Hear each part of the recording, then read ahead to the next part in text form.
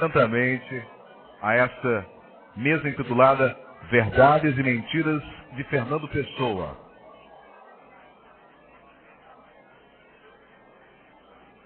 Nesse momento está sendo lançado o livro Croesia, uma crítica em melodia, da escritora Ana Sofia Cardoso Monteiro, de 15 anos de idade.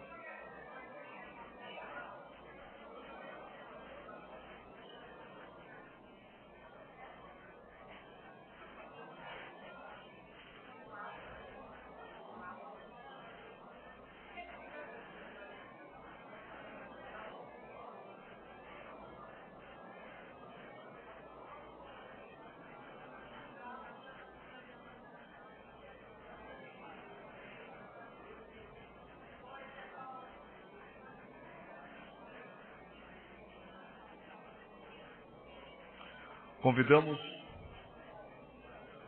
os palestrantes desta mesa para tomar os seus lugares no lounge da Fliport. Temos a honra de convidar a senhora Inês Pedrosa.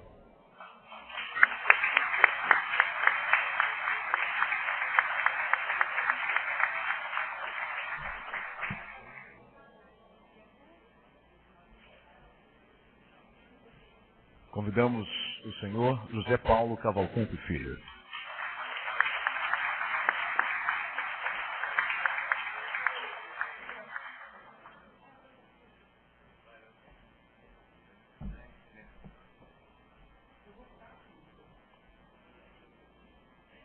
Para mediar os trabalhos, convidamos a senhora Bia Correia do Lago.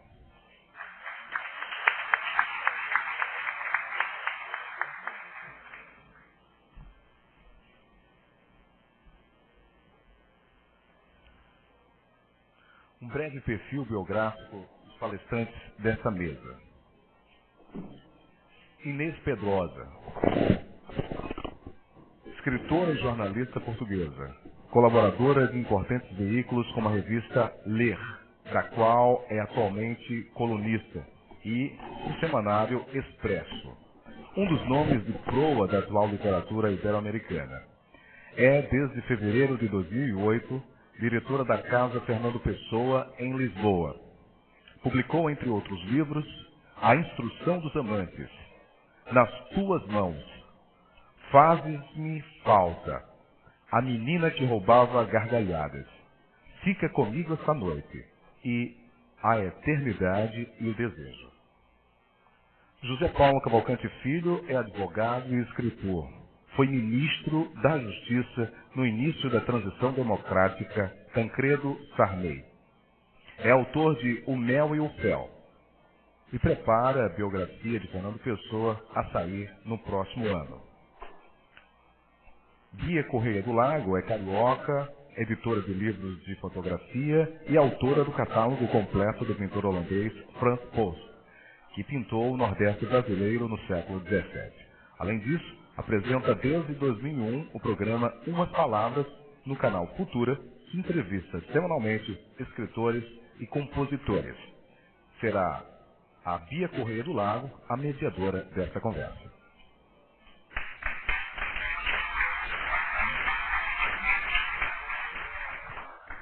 Gente, a gente está aqui com a Inês Pedrosa, a escritora portuguesa mais admirada em Portugal e no Brasil, e aqui com o grande advogado pernambucano Zé Paulo Cavalcante Filho, que tem a peculiaridade de ser um apaixonado de Fernando Pessoa, um estudioso, pesquisador de Fernando Pessoa.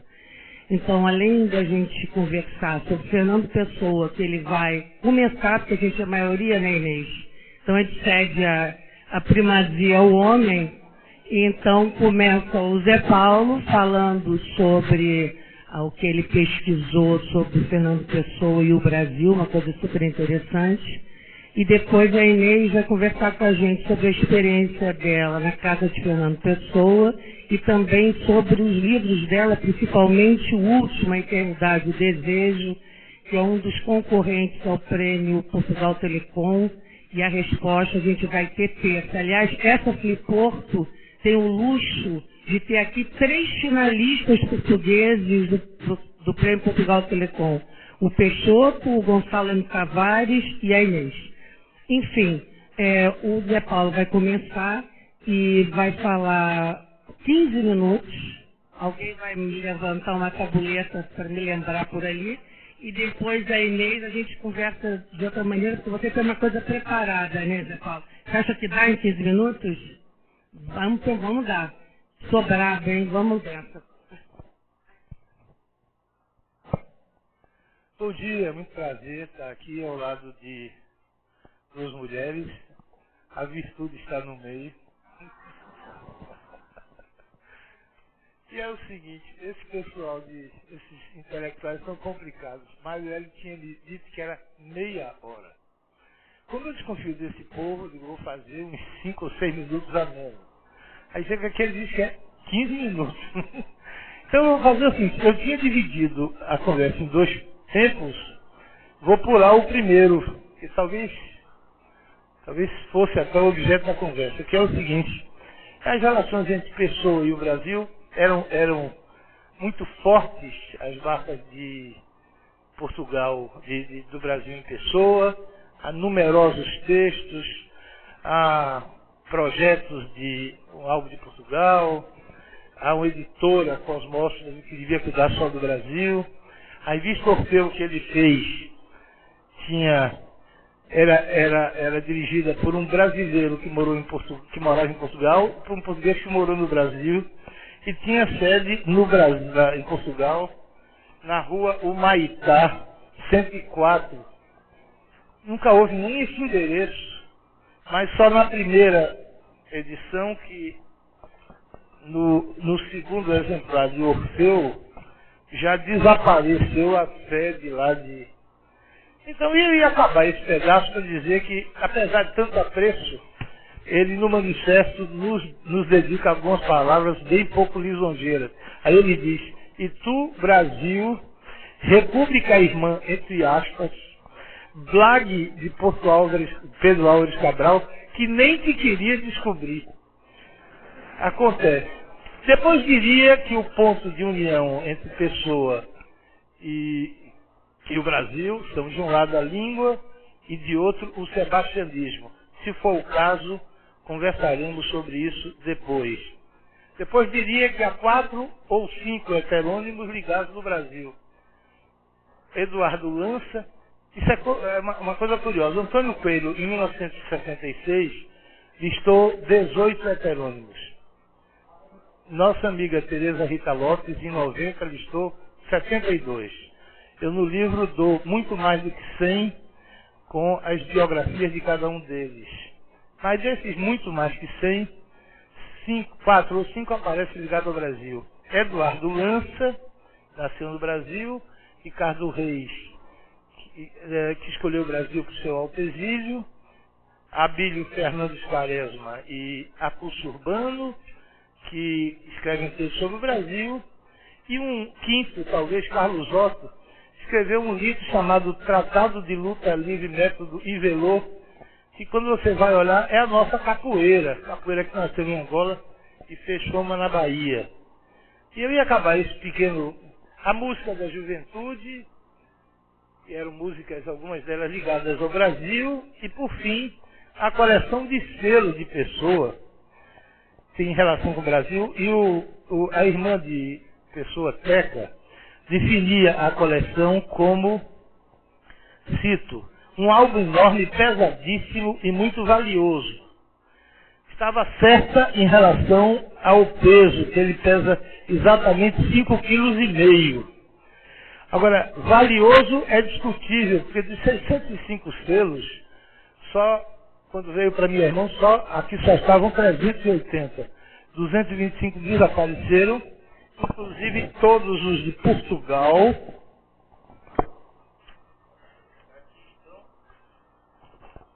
Foi doado. O Pessoa ganhou aqui no dia de 13 de junho de 1902. No dia que ele fez 14 anos, eu tinha posto as marcas para não perder, mas como acontece sempre, desapareceram. vocês iam ver que os selos de Portugal,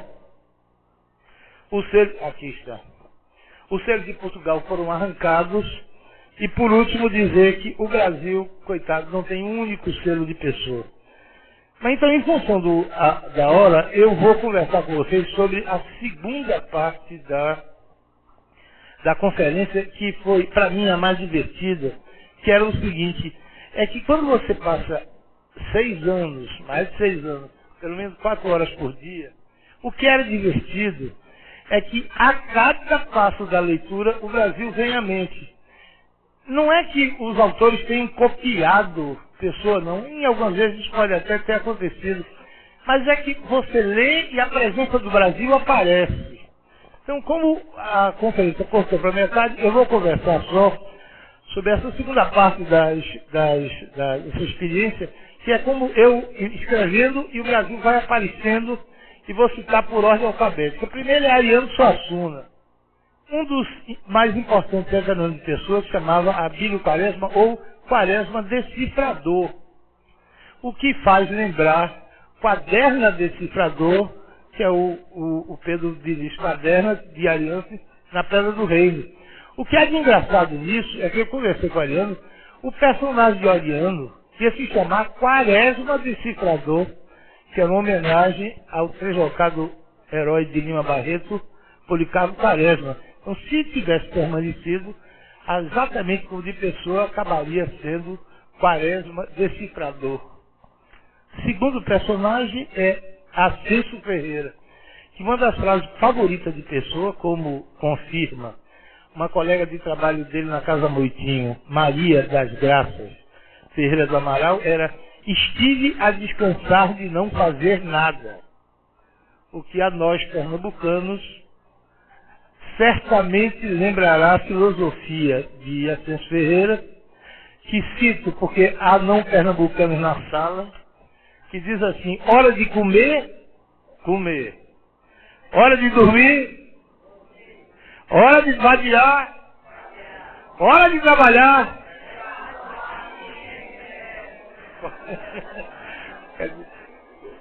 Desculpem os paulistas.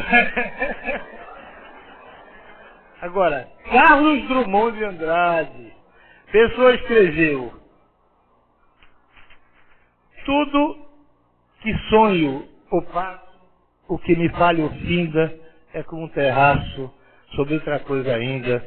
Essa coisa é que é linda. Drummond mais tarde escreveu versos bem parecidos, mas as coisas findas, que provavelmente não foi por acaso, porque o poema em que está esse verso, que é Memória, é de 51, bem depois do de Pessoa, que é de 33. E é o poema que segue um sonetilho do falso Fernando Pessoa, escrito por Drummond, que acaba com a palavra isto, que é exatamente o título que dá do poema referido. Casimiro de Abreu. Pessoa mandava a Ofélia, seu implausível amor, pequenos bilhetes dizendo: kiss-me, ou dê-me um beijinho. A Ofélia respondia com bilhetes, um dos quais dizia: ó, que saudade que eu tenho de quem tanto sou e tão longe estou. Para brasileiros, o verso obviamente remete a Casimiro de Abreu, dos meus 8 anos, que começa exatamente pelos versos: ó, que saudade.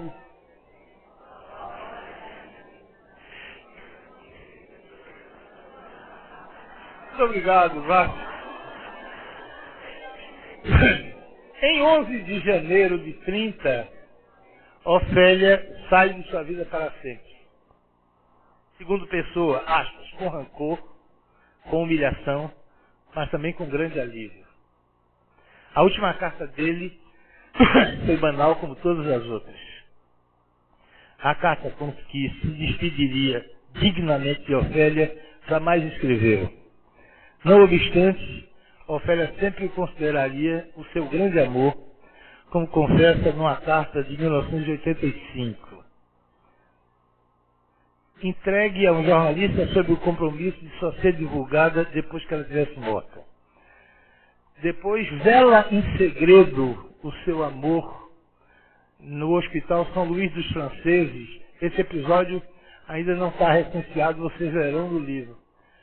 Vela em segredo, passa a madrugada segurando a sua mão direita no hospital. Aqui se explica, a única irmã de Pessoa estava com a perna quebrada em Cascais. Cascais era muito longe, sobretudo em 35. O cunhado e marido de Teca tinha que ficar com ela, por cuidar dela e dos filhos. Pessoa morreu, tinha 3 amigos com ele. Avisaram o cunhado, vão nos jornais pedir um anúncio fúnebre para amanhã. E marquem o enterro para meio-dia, que eu chego de manhã. Então não ficou ninguém com ele de noite. Chamaram a Ofélia. Ofélia entra por trás do hospital, passa a madrugada velando, e na hora de se despedir, uma enfermeira põe a mão no bolso direito do paletó de Pessoa, pega o livro que estava no bolso direito. É o livro que ele queria ler quando disse a sua última frase, dai-me os óculos.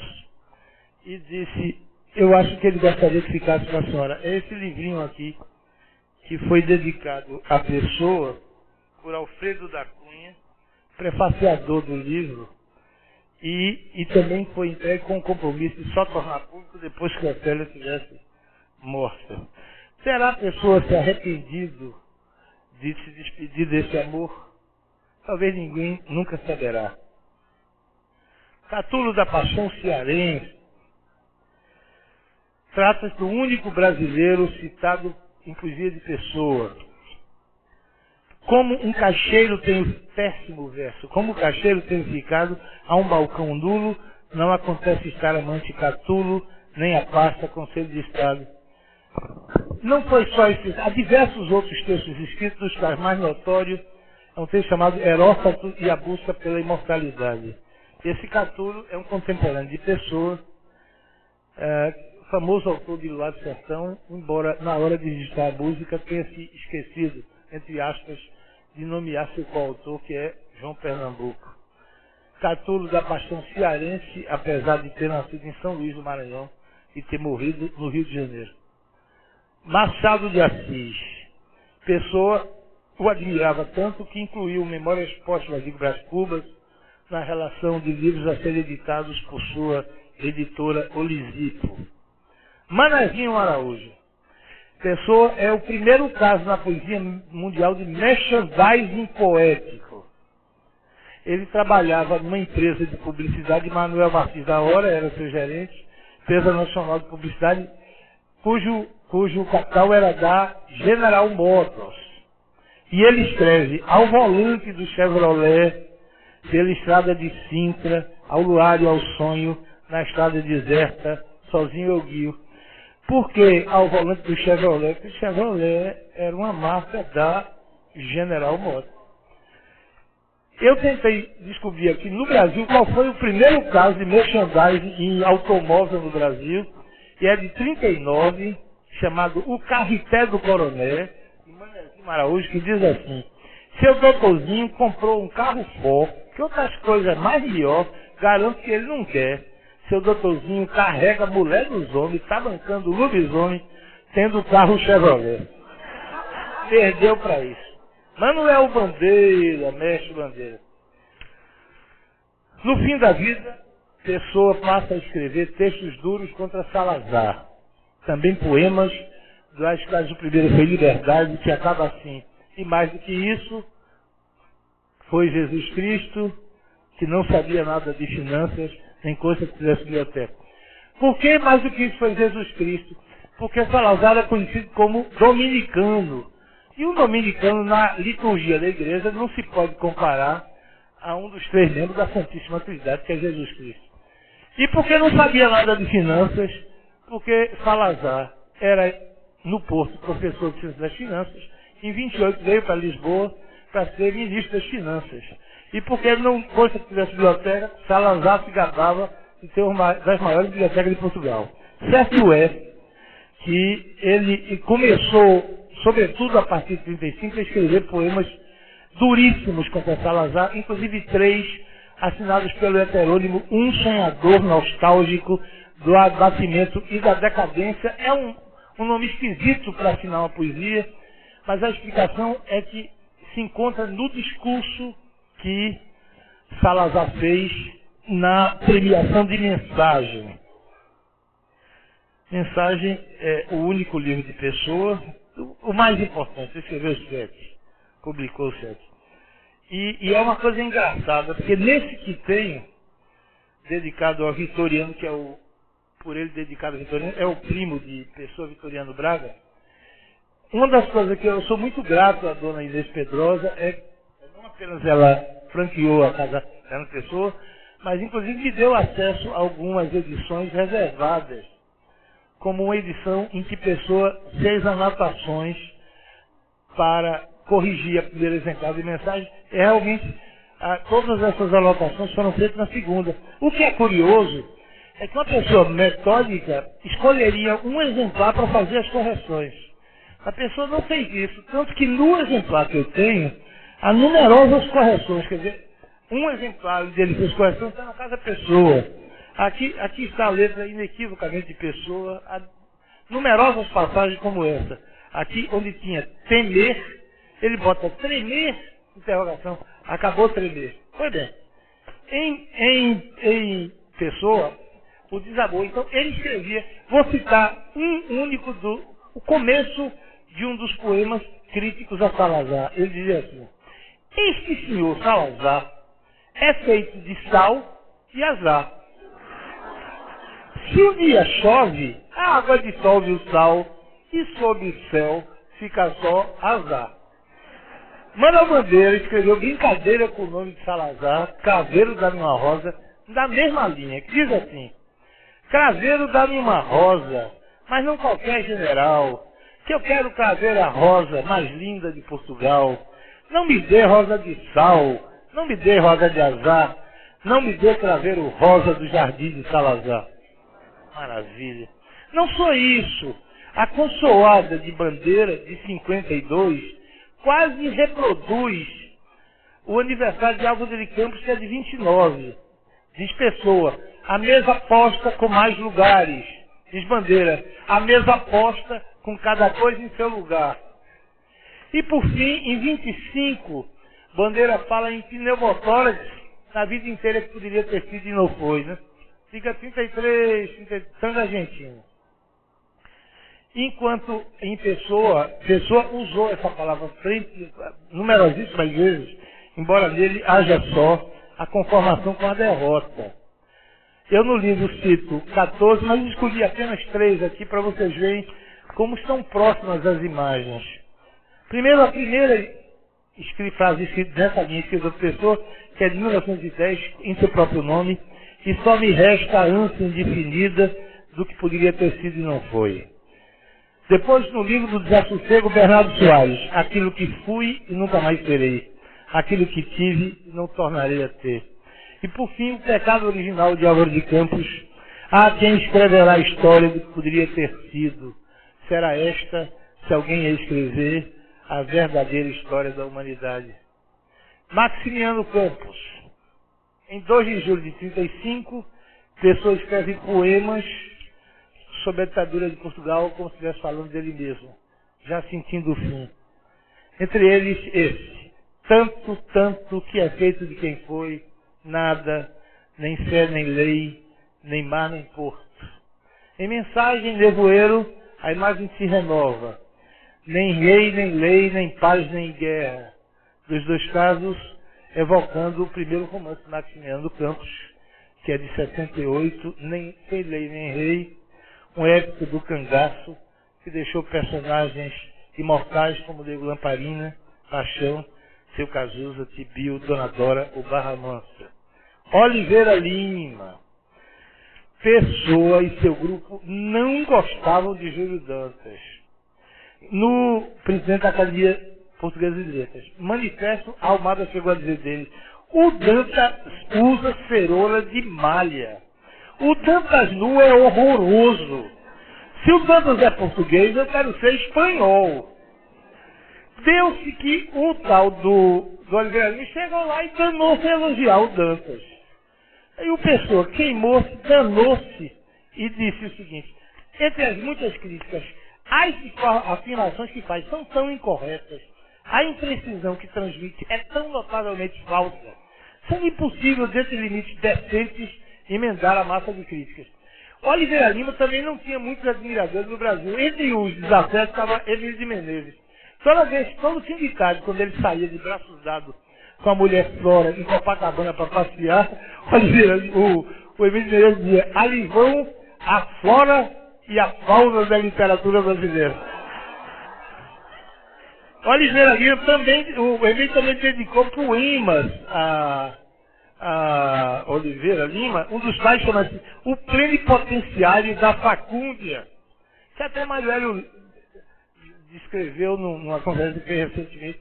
Eu vou só fazer um pequeno resumo, para mostrar como o Emílio gostava de Oliveira Lima. De carne mole e pele bombalhona, ante a própria figura se extasia. Como Oliveira, ele não dá azeitona. Sendo Lima, é quase melancia. Eis em resumo essa figura estranha, tem 1000 léguas quadradas de vaidade por centímetro cúbico de banha.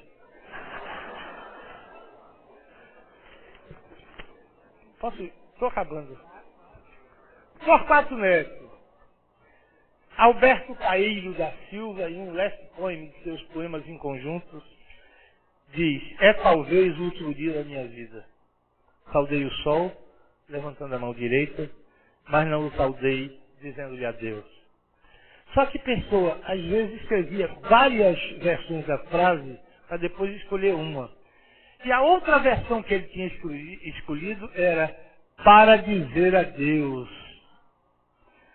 Quase o verso, então, que Torquato Neto escreveu em 72, pouco antes de abrir o gás.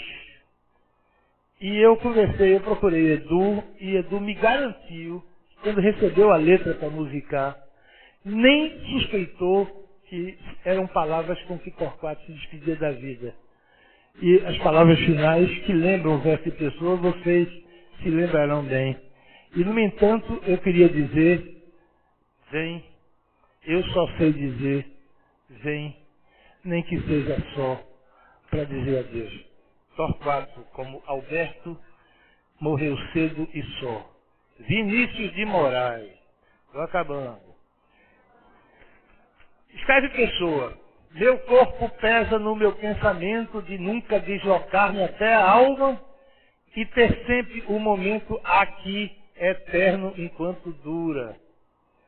O verso lembra o soneto da fidelidade de Vinícius, que diz: que não seja imortal, posto que é chama, mas que seja infinito. Aí Pessoa escreve: e de repente, mas de repente, do que da outra, vejo que de mais longe, de mais fundo, de repente, ó, pavor por todas as minhas vidas. O verso lembra o soneto da separação de Vinícius, que diz: de repente, não mais que de repente, fez-se da vida um inventura errante. E por último, já que eu falei com muita gente, vou falar de mim mesmo. Porque eu sempre tive uma cara para ser parceiro de Pessoa. É só um idiota absoluto que quer ser isso, mas eu sempre quis. Luiz Rufato disse que se apresentou a ele numa tarde de outono. Jorge Luiz Borges escreveu uma carta para ele, 50 anos depois ele morreu. Caro Pessoa, por favor, deixa de ser teu amigo. Eu, inclusive, o vi de costas no Chiado ali, dobrando a esquina da Avenida Bertrand. Maria fica dizendo que não era ele, que era um sósia. Ela não entende nada de fantasma. Claro que era ele. Claro. Pois bem, o certo é que eu achei perdido nos seus papéis esses versos. Início do soneto. Ah, se soubesses com que mágoa eu uso esse terror de amar-te sem poder, nem dizer-te que te amo de confuso, de tão senti-lo nem o amor perder, se soubesses com que ódio a não saber, falar-te do que quero me escuso e para. Não se sabe a quem estava destinado esse soneto, nem se sabe por que enterrou no meio. Então, como a minha volúpia para ser parceira era grande, eu tive a petulância de dar um título, completar os versos eu mesmo, e, portanto, sou uma série de pessoas, modéstia à parte,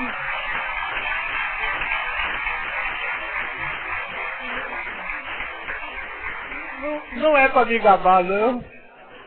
Então, vou ler esse soneto em parceria, e com ele me despeço de vocês, agradecendo muito a delicadeza da paciência que tiveram. Soneto da mágoa. Ah, se soubesses com que mágoa eu uso esse terror de amar-te sem poder, nem dizer-te que te amo de confuso, de tão senti-lo, nem o amor perder.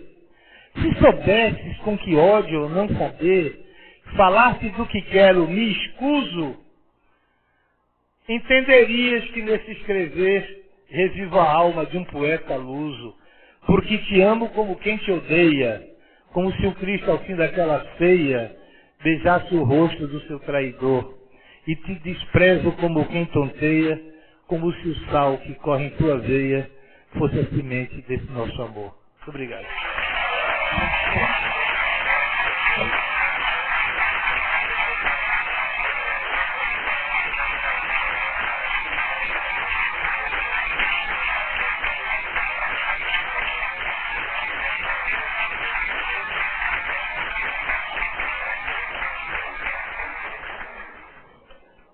Eu estou achando que esses 15 minutos te favoreceram. Você já foi logo no principal, já fez assim um troço. Eu acho que foi assim. Quando eu digo que Marielle é gênio, vocês pensam que eu estou brincando. Mas eu queria te perguntar uma coisinha antes de passar para a Inês. Como é que começou a sua paixão por Fernando Pessoa? Como é que foi que um homem como você mergulhou dessa maneira na obra dele e se encanta e passa essa paixão para a gente? Nasceu de um equívoco, Bia. O equívoco é o seguinte: os sonhos de infância não foram feitos para serem revisitados. O papel dos sonhos e das imagens de infância é ficar no território da infância guardados. E eu comecei a gostar de Pessoa num tempo em que ninguém conhecia Pessoa. Então, eu acho até que gostava mais dele naquele tempo, porque como o Rio da aldeia de Pessoa, Pessoa pertencia a menos gente. Aí eu, depois de velho, fui escrever um prefácio para um livrinho de Pessoa, fui aumentando. E essa história de que você escreve o livro, meu pessoal, é falsa, é mentira. Você só escreve a primeira frase. Depois de escrever a primeira frase, é o livro que escreve, ele se escreve sozinho. Você é só a oculta mão que vai dando forma. Agora, o que eu posso dizer é que, a partir do momento que ficou claro que eu ia cometer o desafio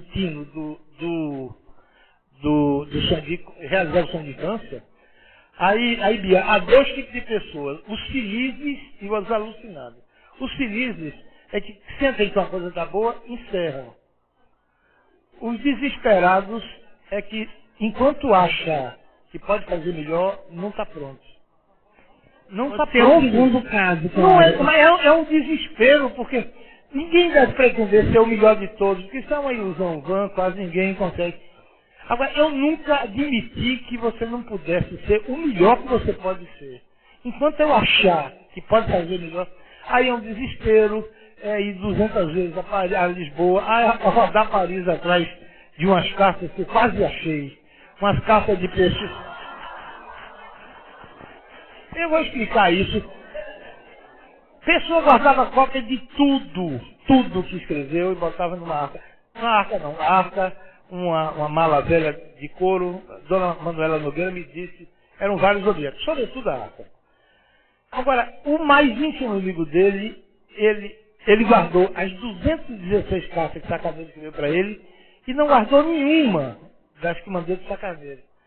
Há uma que ficou rascunho, há uma que se supõe não foi enviada, 2 foram com certeza enviadas, e a carta final que ele escreveu e não mandou, porque a notícia do suicídio de Sacaneiro chegou antes. Aí eu mando um sujeito procurar onde o hotel mudou de nome 3 vezes. E hoje pertence a uma marroquina simpática chamada Madame Fatma Anouf.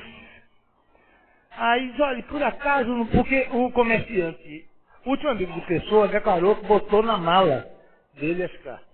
E o pai, quando chegou, não tinha carta nenhuma. Tinha uns retalhos que ele supôs que fosse traça. Aí esse amigo meu chegou lá e disse, por acaso, não estão aí nos papéis do hotel algumas cartas? Ele disse, ah, não. Tem um bocado de carta escrita numa língua que eu não conheço. O meu cálculo é que a pessoa deve ter escrito 150 cartas para... É um pedaço da vida dele. Quando o amigo me ligou, foi desligar, eu liguei para a agência de viagem, amanhã de noite uma passagem para Paris. Letícia, vamos para Paris. Fazer o quê? Procurar essa pessoa lá. Cheguei na velha, não tinha nenhuma carta em português. Eu cheguei lá tremendo. Então, o que eu quero dizer, Bia, para acabar é o seguinte. Agora, é o seguinte. Eu estou escrevendo o livro que eu queria ler. Aí vou fazer uma confissão. Eu li, meu amigo Zé Branco disse que são 6.000 livros ou artigos. Eu só li mais de 1.000 e acho que li todos os importantes. Eu tenho uma coisa em comum, todos eles são muito chatos. Poesia, pessoa é ótima e quem escreve sobre ele é chato. É uma coisa gongórica. Que é um código de especialista para especialista. Quem não é especialista não gosta daquilo. Então, eu sempre quis ler um livro que não existe. Então, eu estou escrevendo um livro que eu queria ler. Com as angústias da vida, eu não tenho nenhuma ideia se é um livro que as pessoas quererão ler também. Mas eu sempre quis saber coisas simples. Tabacaria. Come chocolates, pequena. Quem é essa pequena? Onde comprava chocolate? Se eu casasse com a filha da minha lavadeira, talvez fosse feliz. Quem era essa lavadeira? Quem era essa filha? Quando se deu esse romance? O diálogo entre o dono da tabacaria e o Esteves. Quem era o dono? Qual era a tabacaria? Quem era o Esteves? Eu sempre quis saber isso. O que havia de vida por trás das palavras de pessoa. E não está em lugar nenhum. Então, se não está, eu vou fazer isso. Vocês vão saber que a sobrinha é de Manteca, vão saber que a empregada, a lavadeira se chamava Irene, vão saber que a filha se chamava Guiomar, vão saber quando se deu esse romance e um problema sério de pessoa com um amigo por causa dessa mulher, vão saber qual é a tabacaria da tabacaria, que quase todas as violências são erradas. Todo mundo diz que na esquina da casa de cada pessoa tinha morgadinha. Aí bota lá morgadinha. Dever de casa. Fiz isso em 100% das situações. Junta Comercial de Lisboa. Não conheço o nome. É Conservatório de Registro Comercial. Quando nasceu a morgadinha? 56. A pessoa morreu em 35. Como é que a sobrinha podia ir na morgadinha vivo, pessoa, se a morgadinha só nasceu em 55? O dever de casa, o pessoal lá de não faz, entendeu, Bia? Então, primeiro não é. Depois tem outra coisa. A tabacaria, na tabacaria você vê, da janela você vê a tabacaria. Sem se ver de lá, abra a janela, peça licença, dona Inês Pedro deixou. Eu botei a cabeça para fora, cadê que não vê nunca. Então, essas coisas simples, de qual é a tabacaria. Eu sempre quis saber qual é a tabacaria. Vocês vão ver no nome. Contratei historiador em Portugal para trabalhar para mim, fazer isso. Só nos resta agora guardar esse livro. E por livro, último, aí você vai saber, e quem é o Esteves, que foi a última coisa que eu descobri.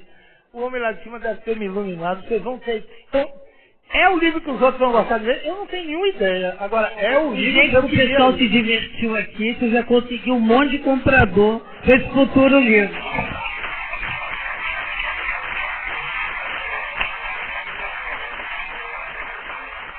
Gente, agora vamos passar para a diretora da Casa Fernando Pessoa. Oi? Mas um dia eu falei isso, ela me corrigiu. Já fiz meu dever de casa também, a diretora. É no Brasil, quando é muito alto. O diretor tem um presidente. Pois é, mas a gente vai usar como ela gosta e é. Você tem que dizer que ela é quem manda lá. Ela é a chefona. E já está lá há mais de um ano. Então, conta pra gente como é que funciona, como é que você foi convidada, qual é o desafio, as dificuldades da Casa de Fernando Pessoa e até fazer um convite para as pessoas que não conhecem poderem ir. Fala um pouquinho, Inês da Casa. Em primeiro lugar, bom dia a todos e a todas. E queria agradecer sucintamente, para não tomar mais tempo, este convite. É a primeira vez que eu estou na Freeport, embora já conhecesse a zona, Recife e Olinda, até porque no meu livro, Esse a Eternidade e os Desejos, que é todo passado no Brasil, também há esta zona, também surge no livro. E é muito grato estar aqui, agradeço ao Mário Belo o convite, e estar com a minha queridíssima Bia, que é eu estou a dizer isto não é para ela estar na minha frente, mas é uma das mais brilhantes entrevistadoras, moderadoras, animadoras, chamadoras de pessoas, iluminadoras mesmo, que eu conheço. Uma mulher que soube autonomizar-se da sombra com a perna fortíssima que tinha e ter um discurso muito luminoso. E encontrar aqui o José Paulo, que eu conheci de facto na Casa Fernando Pessoa, e uma das grandes alegrias que me tem dado o trabalho na Casa Fernando Pessoa é descobrir, assim, loucos, varridos. Esse é o mais louco dos loucos que eu lá tenho descoberto.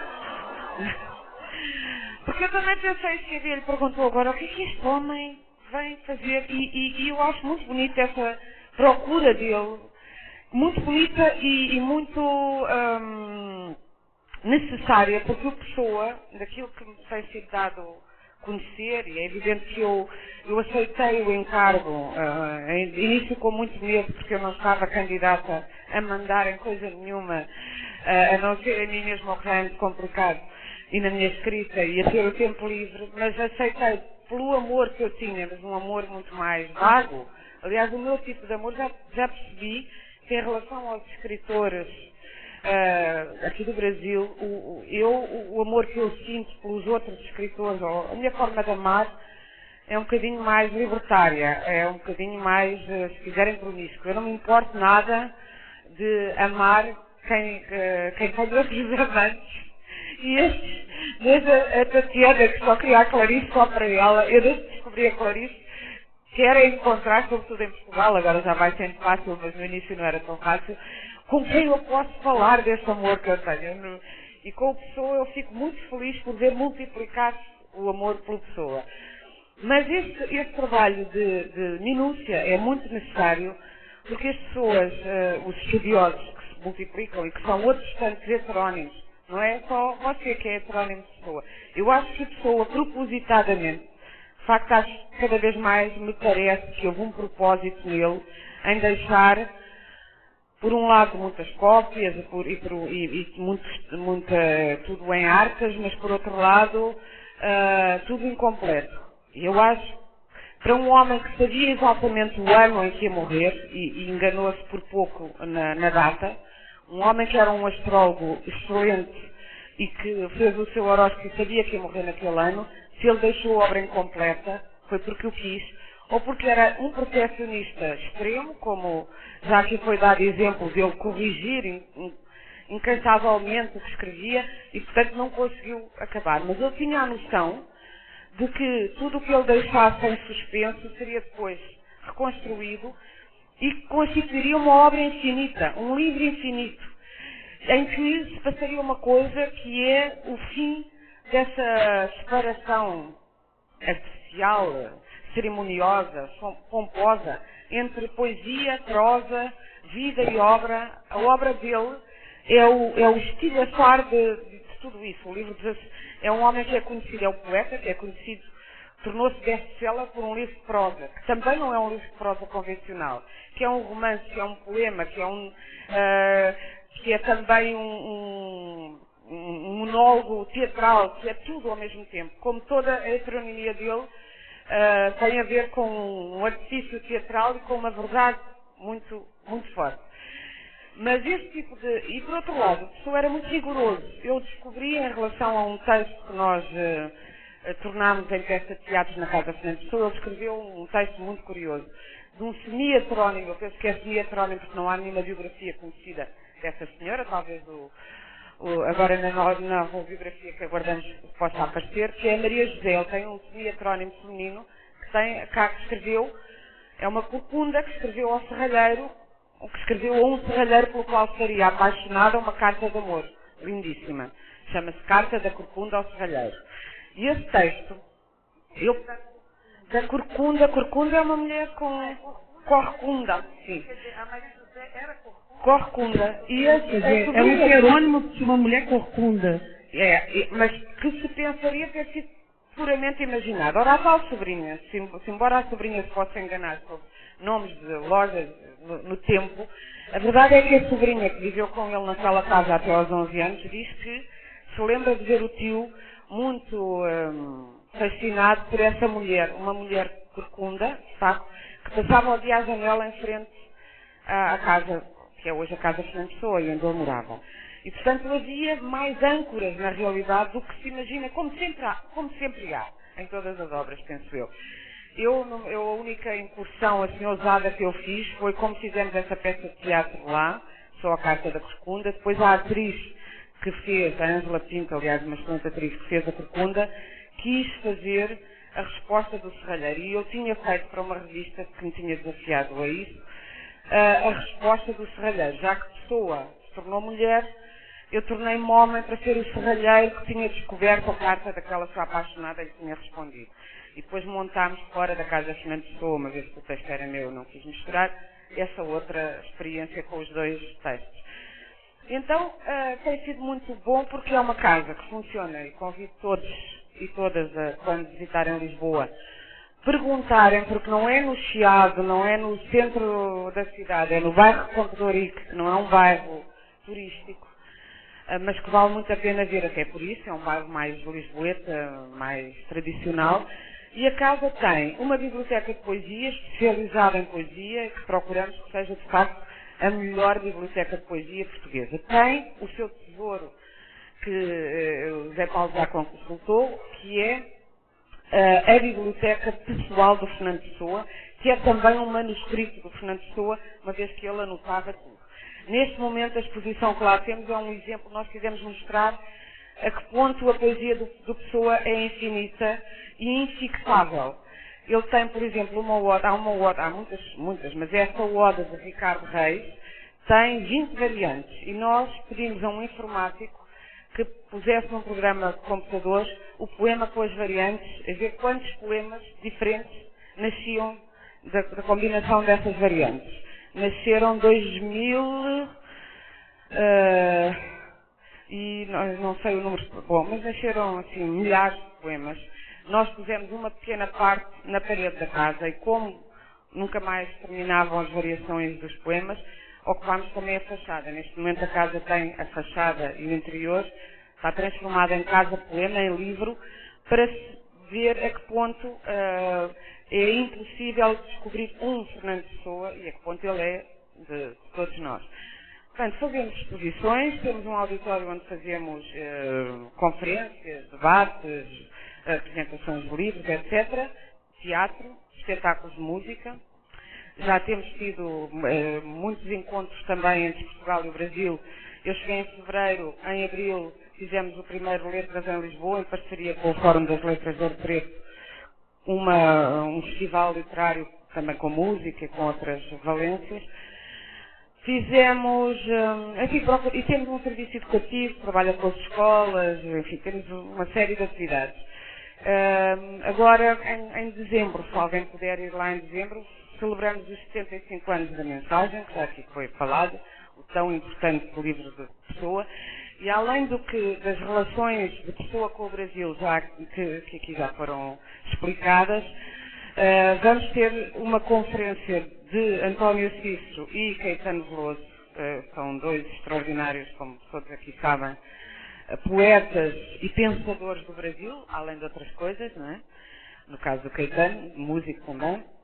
E o Caetano Veloso escreveu em Verdade Tropical que o Fernando Pessoa foi muito importante para o movimento tropicalista. E eu, desde que li isso e falei com ele sobre isso, lhe digo que gostava de ouvir desenvolver essa tese. E então agora, por ocasião dos 75 anos da publicação inicial de mensagem, vamos ter a oportunidade na Casa Fernando Pessoa, quem quiser ir a Lisboa é 4 de dezembro às 6h30 da tarde.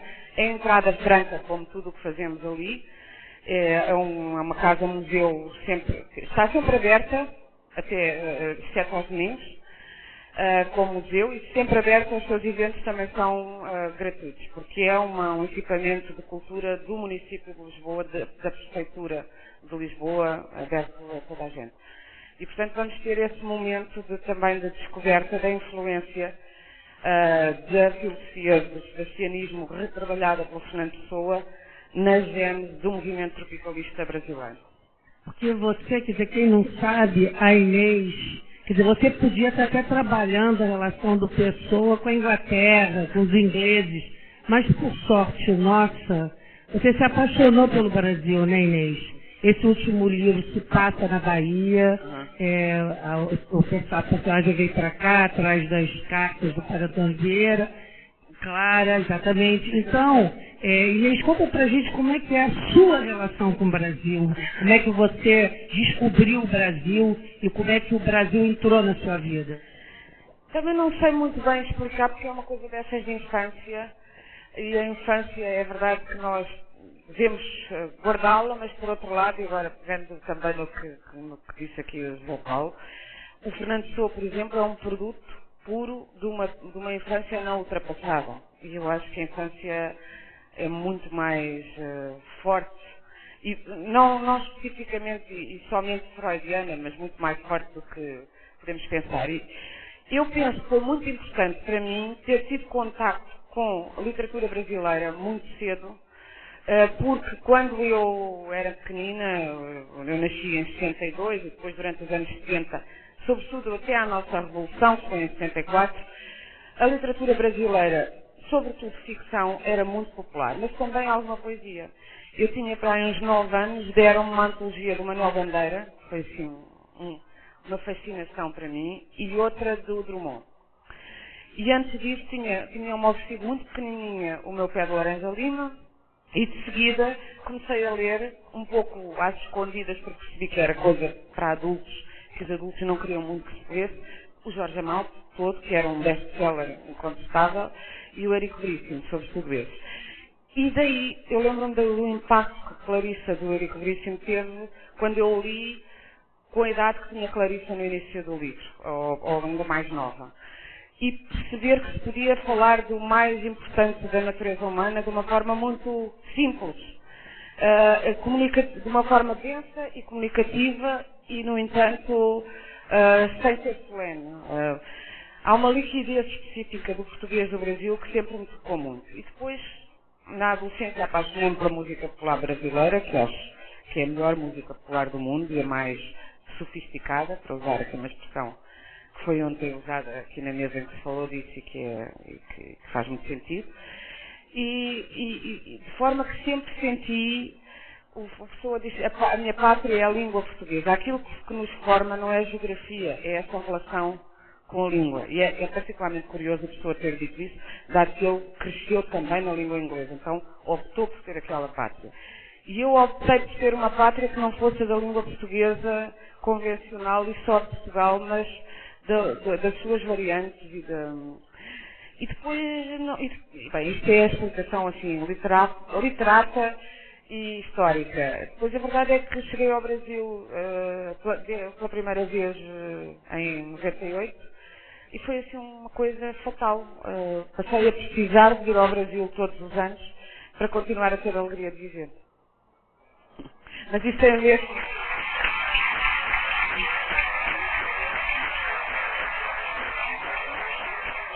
Isso tem a ver com o espírito do Brasil, com este espírito de a gente se vira, com este espírito para cima que Portugal precisa muito. Então, eu acho que precisamos de vir aqui beber essa energia para levar para Portugal, que temos às vezes muitas condições e que achamos permanentemente, somos muito lamuriantes. Porque também vivemos a melancolia, não é? A melancolia rende, o próprio Pessoa é exemplo disso, embora ele seja muito mais que a melancolia. A pessoa rende porque tocou no inconsciente humano, como provavelmente nenhum outro escritor. Mas a melancolia, a saudade que se tornaram o nosso bilhete fiscal, tornaram-se também a nossa passividade e preguiça, muitas vezes. Você falou, infelizmente, acabei de saber que não vai ser aberto para perguntas do público. Eu acho que vai fazer uma revolução e mudar isso, mas eu vou ser obediente. porque eu tenho certeza que as pessoas já estavam preparando quilos de perguntas. Mas, enfim, Inês, você falou que acha que o Pessoa é fruto do que... acabaram de dar 10 minutos, quem não chora não mama. Você vê que a vida é... Obrigada pela democracia. Então alguém pode fazer, entregar rápido uma perguntinha, vem, né? Então tá bom. Gente, as primeiras perguntas serão respondidas. Inês, então você estava falando que acha que o Pessoa é fruto da marca do que lhe aconteceu na infância, é isso?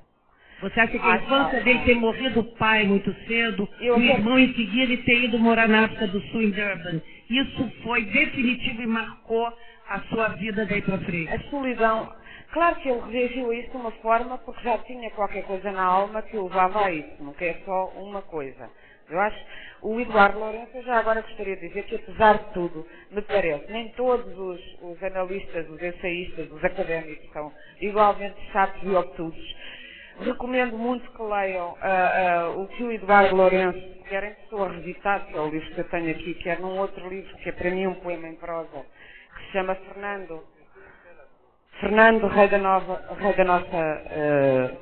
Baviera. É lindíssimo esse livro, é um poema sobre o Fernando Pessoa, em prosa. E também gostaria de lembrar aqui um grande pessoano brasileiro que morreu há 1 ano e meio, que era um grande amigo meu, pessoal, e um grande amigo da literatura portuguesa e da união entre as literaturas, que era o professor Akira Ozakabe, a quem Portugal e o Brasil devem muito nos estudos literários respectivos. E que também escreveu um livro interessantíssimo sobre Pessoa. O Pessoa,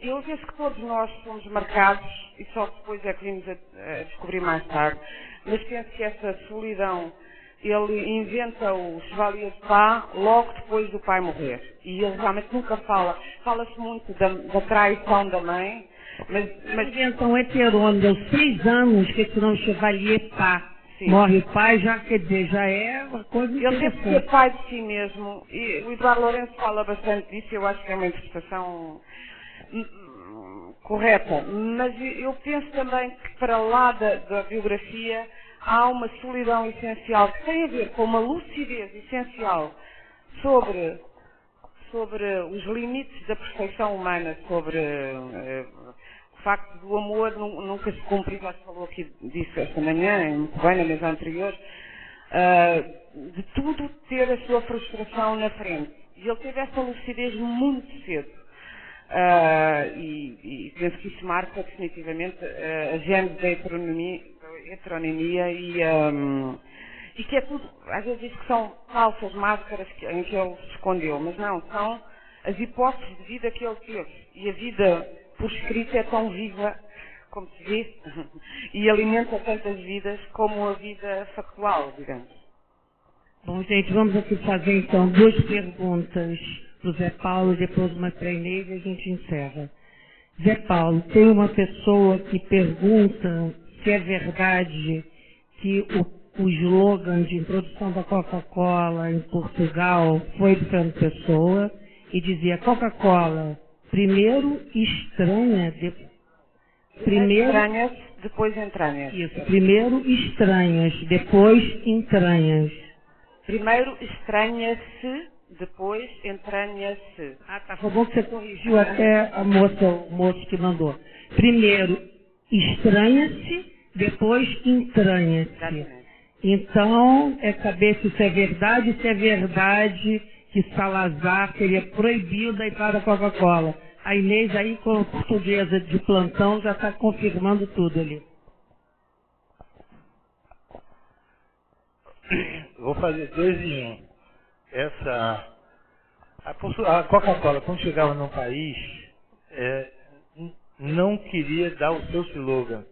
O seu slogan, em 28, o slogan da Coca-Cola nos Estados Unidos era The Pause That Refreshes. Ele não quis, era costume em cada país escolher um. No Brasil, não sei quem foi que... Joca tá aí. E quem é? Isso é que é, Joca? Joca estava aí que eu vi. Joca daí pelo meu... Saiu, foi tomar um cafezinho. Foi tomar um cafezinho. Foi bem. E então escolheu isso. O Miguel Jorge, que era o secretário de saúde, dizia o seguinte: se Coca-Cola, se tem Coca, está proibido. Se não tem, é propaganda enganosa. Foi jogada no mar, prejuízo monstruoso. O desempenho, eu tenho um capítulo só sobre o desempenho de pessoa com publicidade, é um hecatombe, é um desastre. Aí eu falo na Coca-Cola, falo nas tintas Pompadour, falo nas tintas Berry Lloyd, vocês vão ver. Mas eu queria aproveitar, Bia, para dizer o seguinte: o Cristóvão aqui falou num verso aqui, que é uma das coisas que eu faço também, que eu queria traduzir os códigos de pessoa para o leitor. Cristóvão acabou de falar na conferência anterior, e o poeta é um fingidor. Todo mundo lê essa frase no sentido textual, e não é. Repare bem, viu? O poeta é um fingidor, e finge tão completamente, tudo bem, que chega a fingir que é dor, a dor que deveras sente. Tem 8 versos mais, e os que leem o que chega não importa, vamos ficar nesse aí. Que chega a fingir que é dor, a dor que deveras sente, a dor que sinta de verdade. É uma impossibilidade médica, física. Você não pode fingir uma dor e sentir de verdade ao mesmo tempo. Uma dor, até no começo, pode ser fingida, mas depois que virou de verdade, deixou de ser fingida mesmo. Não tem como ser ao mesmo tempo fingida e sentida na mesma hora pelo mesmo sujeito. É impossível. Eu sempre achei assim.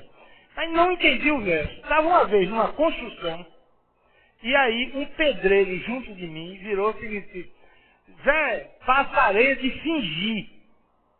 Aí eu peguei ele no braço. O que foi que você disse? Ele lívido. Mas doutor, eu só pedi areia de fingir. Areia de quê, rapaz? De fingir areia da construção, doutor, de construir. O verbo fingo no latim, eu fui lá, quer dizer construir.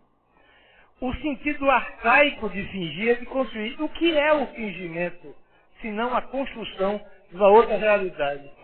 Então, isso era uma coisa que a pessoa fazia com frequência. Ele brincava com o preciso ou impreciso sentido das palavras. Então, se essa hipótese for acertada, então precisamos reconstruir o verso. O poema é um fingidor, é um construtor. E finge tão completamente, e constrói tão completamente, que chega a fingir que chega a construir a dor que deveria ser de verdade. Está perfeito. Então, às vezes, isso está cheio em pessoa. Quer dizer, ele escrevia por códigos.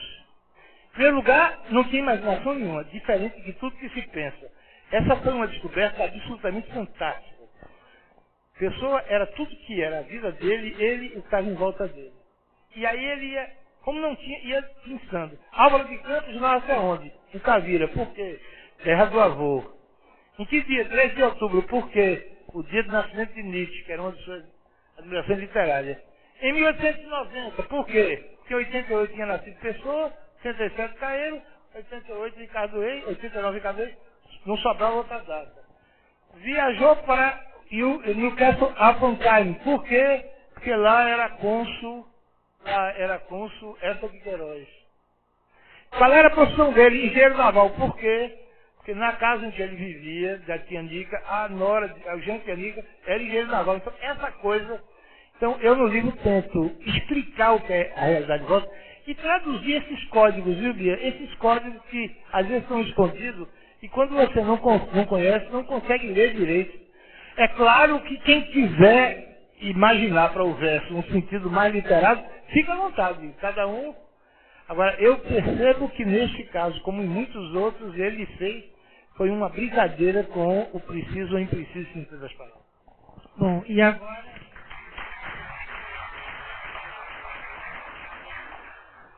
Inês, você conta histórias inteiras sem nada exagerar ou excluir. Quando elas começam a ser contadas, já há conscientemente um final das histórias? Acho que tem que dar esse aqui, Zé Paulo. Não consegui. Cada vez menos. Ou seja, no meu primeiro romance eu construí tudo. arquitetei do princípio ao fim. E depois apercebi-me que os personagens nos surpreendem nós mesmos, porque não os dominamos. Tive que ir alterando coisas da história para poder manter a estrutura. Eu acho que isso prende o livro. E como eu começo a escrever um livro para descobrir qualquer coisa eu não sei onde é que o livro vai parar. Neste livro, A Eternidade e o Desejo, apareceu-me aquela personagem da Clara, uma mulher cega que chegou no Brasil num tiroteio onde morreu o grande amor da vida dela, que era um académico especialista em António Vieira, no padre António Vieira. Ela, cega, fica apenas com a possibilidade do eco, fica apenas recheada do eco das palavras de António Vieira, que é também o eco do amor que ela perdeu, e anos mais tarde ela volta ao Brasil. E eu, quando começo, posso dizer, por exemplo, é que esse livro, eu estava no Museu de Arte Sacra da Bahia, de Salvador, e pensei, se eu fosse cega, via tanta coisa fantástica, e pensei, ao fim do dia, o que é que eu vou lembrar? Vou fechar os olhos e ver o que é que eu sinto para além do que vejo, o que é que existe. E surgiram-me frases do padre António Vieira, também porque eu estava a ler muito do padre António Vieira. Então nasceu essa mulher. E nasceu essa mulher a regressar ao Brasil e a regressar ao encontro desse drama e dessa paixão. Mas eu não sabia onde é que ia acabar. Sabia que ela voltava pela mão de um português que estava apaixonado por ela, que se chama Sebastião, e que procura conquistá-la nessa viagem, mas não sabia de todo como é que a história ia continuar. E deixei-me sem saber até que os próprios protagonistas me fossem conduzindo. Eu acho que isso, não sei se é mais interessante para os leitores desse processo, mas para mim é mais interessante, porque escrevo mais próxima do mistério que tem um leitor, porque eu acho que um escritor deve ser, sobretudo, um leitor também. E essa sempre foi muito a minha aproximação. Bom, gente, queria agradecer a Inês e o Zé Paulo.